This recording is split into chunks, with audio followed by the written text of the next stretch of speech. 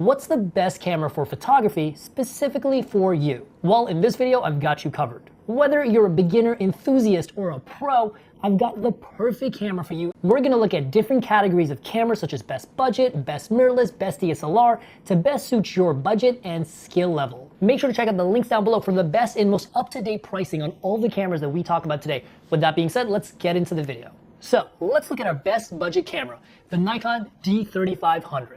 The D3500 is the perfect camera for someone that's new to the world of photography and wants to learn. And there's three main reasons that I often recommend this camera. First of all, this camera has a 24 megapixel sensor. Despite being a budget model, this is a very high resolution sensor, and it will give you similar results to more expensive cameras like the Canon M50 and the Nikon D5600. And the second reason is the frame rate and the autofocus. This camera shoots at 5 frames per second, which is plenty fast for vacation photos, travel, precious memories, or if you just want to flex for the Instagram. And last but not least, the design of this camera. This camera is robust and well built and can easily handle anything you throw at it. But it also comes with a guide mode that will actually help teach you photography. However, this camera does have two major downsides. First of all, this camera is not very good in low light because it is a beginner model, but it does have a flash built in. And the second downside is that the ergonomics of this camera are not the most intuitive. Now, that guide mode is pretty helpful, but if you're someone that's very new to photography, it's not going to be as easy as a Canon camera. And this camera definitely has a bit of a learning curve. Now, if you are someone that wants a slightly cheaper and maybe easier to use camera, I highly recommend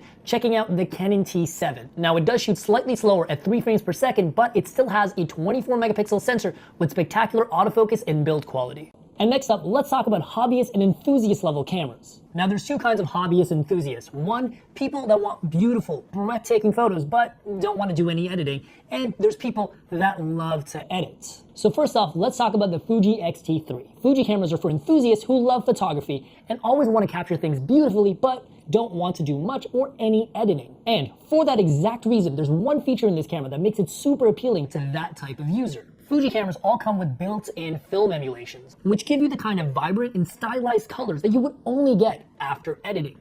The Fuji X-T3 does have 14-bit RAW, and you could quite easily deliver pro-level results with this camera, with plenty of flexibility in Lightroom and Photoshop. And this camera has two features that really stand out for photographers. The Fuji X-T3 has a 26 megapixel X-Trans sensor, which produces extremely clean and noiseless images, making every shot you take look stunning. And it also shoots at 11 frames per second with a frame buffer of 42 RAW images or 102 JPEGs. You can shoot almost anything you want with this camera, including sports, wildlife, or any type of fast-moving action. The autofocus in photo mode is quite stellar with face and eye tracking.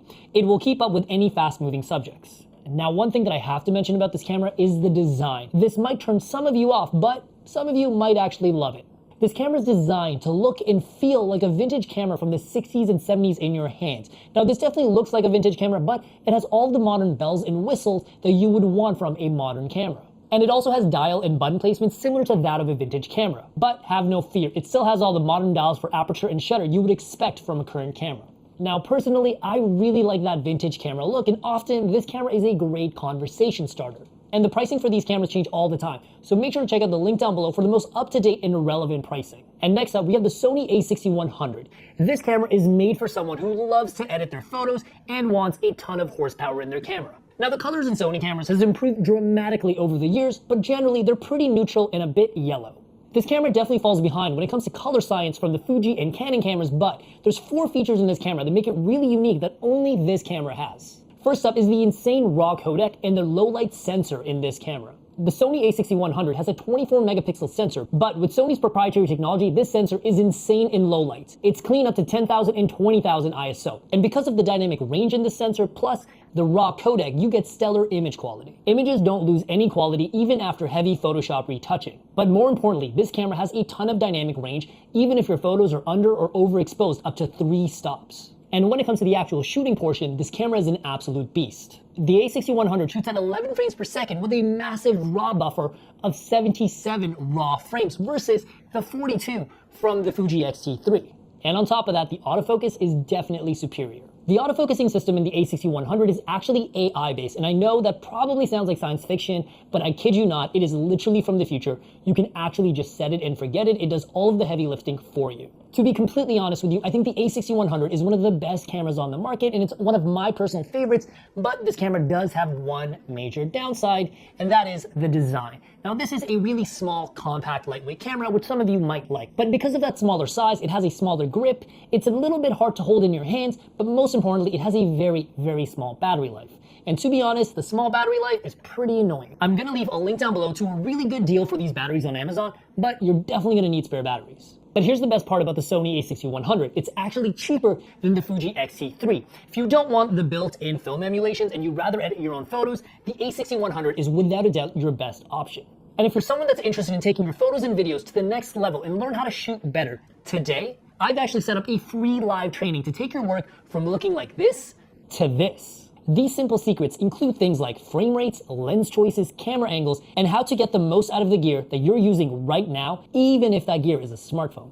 I included a link in the description down below, so be sure to check that out. And last but not least, let's talk about the pro cameras, the big boys. Now, in the world of photography, you can get a pro camera that costs as much as $20,000 or $60,000, but here's the thing. I'm gonna be realistic, so I picked a camera that not only delivers a ton of horsepower and performance, but doesn't break the bank, professionally speaking. So let's look at my top choice, the Nikon D850. And if we're gonna talk about pro cameras and be nerdy, I gotta have my nerdy glasses on. Wait, these things are dirty. The D850 has a full frame, 45 megapixel monster of a sensor, and it's unmatched in dynamic range and image quality because of the Nikon RAW codec. Now, in terms of frame rates, it only does 7 frames per second, but 9 with the battery grip. I'll be honest, this is kind of slow for a top-of-the-line pro camera. But for most pro photographers doing portraits, fashion, high-end commercials, 7 frames per second should be plenty unless you're doing sports, wildlife, or something with a lot of action. And the autofocus in the Nikon D850 is pretty great, but it's best in single focus mode because unfortunately, this camera does not do the best job with tracking subjects. But one thing that I love about this camera is its indestructible body. This camera could easily fight Mike Tyson and it would probably win. And for 99% of professionals, this camera has everything they need. But there is a small portion of you guys that shoots fashion, wildlife, super high-speed stuff that needs a faster frame rate. And for you guys, I definitely recommend something like the Canon R5 or the Sony A1. The Sony A1 can actually shoot up to 30 frames per second in electronic shutter mode, and the Canon R5 does 12 frames per second in mechanical and 20 frames per second in electronic. These cameras are far faster without sacrificing resolution. But unfortunately, the Sony and Canon cameras are actually $5,000 to $7,000, while the Nikon is only about half the price. And this is the reason I actually picked the Nikon camera, because it gives you all the features you need without having to spend a ton of money. And if you're someone that's okay with the frame rate of the Nikon, but you need better autofocus, I do recommend looking into the Canon 5D Mark IV. It has a 30 megapixel sensor, which is still plenty of resolution, but it has really, really good tracking autofocus. And let's take off the glasses. Oof, I can see. But if you want to learn about any of these pro cameras or the other cameras we talked about today, make sure to check out the link in the description down below for the most relevant pricing and honestly, the best deals. And if you're looking to enhance your photography and video as fast as possible, make sure to sign up for the 7 Simple Secrets free training down below. And with that being said, guys, make sure to leave a like if you enjoyed this video and subscribe to see more of my content, and I will either see you in the next video or in the live training.